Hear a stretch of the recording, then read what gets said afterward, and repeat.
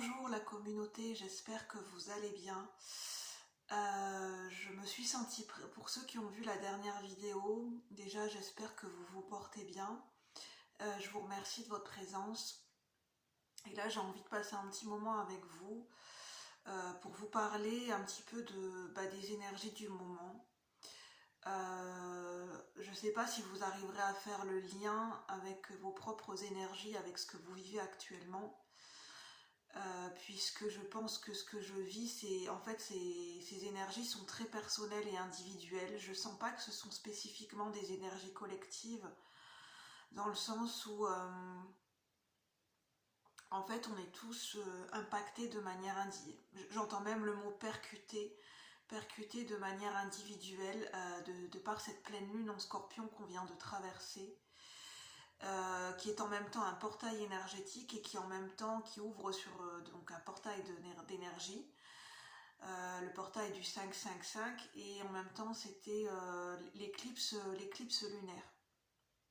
Alors ces trois conjonctions réunies, déjà les pleines lunes en Scorpion, il faut savoir que c'est du costaud, c'est vraiment du costaud. Le Scorpion, c'est un signe qui va vraiment chercher dans les profondeurs, j'en ai déjà parlé, qui vient chercher dans les mémoires, dans nos ombres les plus profondes, dans nos abysses émotionnels. Et les pleines lunes sont déjà très costauds, mais alors vous imaginez bien qu'une éclipse plus pleine lune en Scorpion, c'est l'opportunité de faire des dégagements d'énergie très puissants. C'est ce que j'entends. Moi j'ai vécu j'ai été très très très fatiguée parce que j'ai vécu des très grosses prises de tête. Parce que je le sens, mais je le sens que je n'ai plus le choix, que je suis arrivée à une deadline et je suis bousculée par la vie pour sortir de ma zone de confort. Comme ces derniers temps, même depuis un long moment, j'ai des blocages. Je suis très ancrée dans une zone de confort et j'ai des mécanismes de défense très installés et j'ai un ego qui est très très puissant. Et en fait, de ce fait-là, en fait, il y a des changements au niveau énergétique et là, en fait, je suis amenée à ancrer un nouveau cycle de vie, si ça vous parle pour vous. Et bien, ce qui fait que, comme j'ai encore pas mal de résistance et que c'était encore très inconscient, ce qui fait que je vis comme une bataille intérieure. Mais vraiment, c'est comme une bataille, un conflit intérieur qui est très très très très fort, qui a atteint un summum tel qu'au point où j'ai été très fatiguée, où j'ai eu des insomnies plus, mais encore là j'ai vraiment atteint un high level. J'ai traversé un tsunami émotionnel, mais vraiment, vraiment un tsunami émotionnel. J'ai eu des mémoires très vives qui sont montées à la surface, des mémoires de l'âme. Parce que tellement c'était profond, pour moi ça peut pas être autrement que des mémoires de l'âme, tellement c'est profond. C'est venu me chercher en profondeur, j'ai eu des accès de colère. Ces derniers jours, j'ai eu des gros accès de colère. Et c'est compliqué parce que quand on a des gros accès de colère, on sait très bien que ça peut être la colère, elle peut être destructrice. Et je sais très bien que moi, quand je suis très très en colère, j'ai besoin de m'isoler parce que vraiment, faut pas que j'ai quelqu'un autour de moi, faut vraiment pas me parler quand je suis très très très en colère parce que je peux pas contrôler. À ce moment-là, je peux pas maîtriser cette colère et comme j'ai un tempérament de feu, et en même temps j'ai un aspect lunaire en Cancer, j'ai l'eau et le feu qui sont très mélangés dans mes énergies et en fait ça fait des gros conflits intérieurs à l'intérieur de moi pour réussir à trouver cet équilibre entre l'eau et le feu. Je suis bélier ascendant lion, donc j'ai beaucoup d'énergie de feu en moi, ce qui fait que forcément le feu et la colère sont liés. Quand j'ai des accès de colère, quand j'ai de la colère qui remonte, j'ai des accès de passion, ça peut être très destructeur. Je ne sais pas si vous vous reconnaissez dans ces énergies, mais quand on est très très passionné, on peut se brûler les ailes, on peut impacter sa santé. Et moi je pense que voilà, j'ai impacté ma santé ces derniers temps, sans m'en rendre compte, j'ai impacté ma santé parce que j'en ai fait beaucoup trop, voilà. Et voilà, et là je suis amenée à vivre des changements en fait ça vient taper dans des grosses résistances chez moi. et beaucoup de stress. J'ai beaucoup de stress en ce moment et beaucoup de fatigue au niveau mental. Mais je me dis que de toute façon, la fatigue mentale, ça part pas du jour au lendemain. Et voilà, ben, je suis je suis dans l'état dans lequel je suis. Et puis,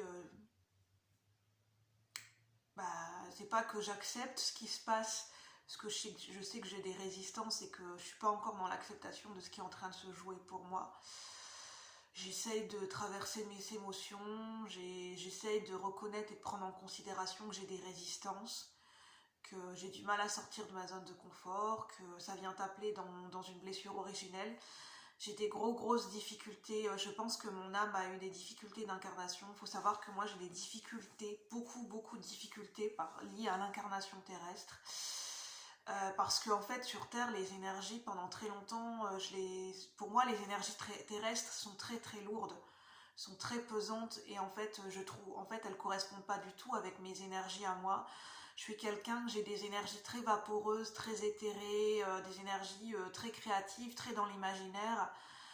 Et, pour moi, revenir les pieds sur terre et réussir à m'ancrer, c'est très difficile. C'est pas que je ne veux pas le faire, c'est extrêmement difficile. Il faut savoir que pour les gens qui ont un esprit très créatif, pour réussir à s'ancrer dans une vie concrète de tous les jours, à revenir les pieds sur terre, pour nous c'est extrêmement difficile. On le vit très mal en fait, on le vit comme une punition. Ça peut paraître paradoxal, hein, mais moi, la vie matérielle, la vie concrète, quand je dois redescendre les pieds sur terre, j'ai vraiment l'impression de me trahir en fait, j'ai l'impression de me trahir, j'ai l'impression de me sacrifier, j'ai l'impression de devoir renoncer à une partie de moi-même, parce que des fois je mets de côté mon imagination, ma passion, et je le vis très mal en fait. Je le vis très mal parce que j'ai l'impression d'être obligée d'être quelqu'un que je ne suis pas, parce que pour l'instant je n'arrive pas à trouver cet équilibre entre cette vie terrestre, cette vie matérielle et concrète, et l'âme qui est en moi, la personne que je suis réellement. Je n'arrive pas à faire matcher ces énergies, d'où le conflit intérieur. Et d'où, quand je suis amenée à redescendre les pieds sur terre, bah, j'ai l'impression de me sacrifier, en fait, j'ai l'impression de me trahir. Et pour le moment, en fait, je le vis très mal, en fait. Je sais pas si ça pourra parler à certaines personnes. Et, euh, et c'est pour ça que des fois, vous allez pouvoir vous rendre compte que je peux avoir des réactions très vives. Je peux avoir des réactions émotionnelles qui sont très vives parce que je les vis de manière très intense. Et, et des fois, mentalement, je peux me torturer, mais à un point où j'ai pas de limite. Je peux me torturer l'esprit jusqu'à être complètement vidée de mes énergies. Et en fait, c'est quand on s'auto-sabote. Ça s'appelle de l'auto-sabotage. Moi, il faut savoir que pendant très longtemps, j'ai été quelqu'un je me suis auto-sabotée. Parce que je suis pas, en fait, je suis quelqu'un, au fond, j'ai une âme rebelle. Euh, je suis pas contre les gens. Mais en fait, ce qui se passe en ce moment dans la société me fait beaucoup réagir. Et j'ai beaucoup de résistance à m'ancrer sur Terre et à m'ancrer dans ce monde quand je vois le contexte. Je sais qu'il n'y a pas de hasard, hein. On dit que nos âmes ont choisi de s'incarner dans ce contexte, dans cette époque, selon vos croyances, bien sûr, et que l'assumer, en prendre conscience et prendre pleinement la responsabilité de ce que l'on vit. Et moi, prendre conscience et pleinement acter des choix dans la matière et prendre mes responsabilités en tant que telle, c'est très compliqué. C'est très compliqué parce que, voilà. Donc ces énergies sont très vives, on peut vivre des tsunamis émotionnels, on peut vivre des... Et en fait, ce sont des énergies qui nous amènent à nous purifier, à nous nettoyer intérieurement de mémoire, d'émotions, à un tel point qu'on peut se sentir vidé. Et en fait, c'est des grosses doses de purification qu'on est en train de recevoir.